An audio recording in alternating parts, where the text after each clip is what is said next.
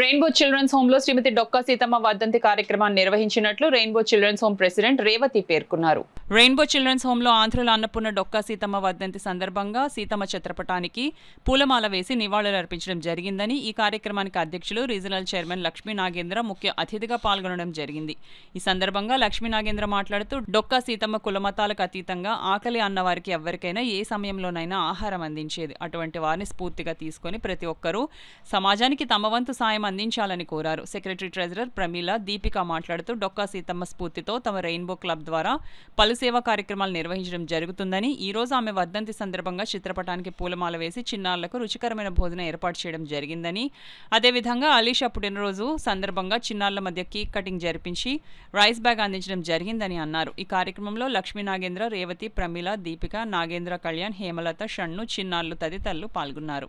ఆంధ్రుల అనుకూలమైన డొక్కా సీతమ్మ గారి వర్ధంతి సందర్భంగా రెయిన్బో చిల్డ్రన్ హోమ్లోని పిల్లలకి భోజనం పెట్టడం జరిగిందండి.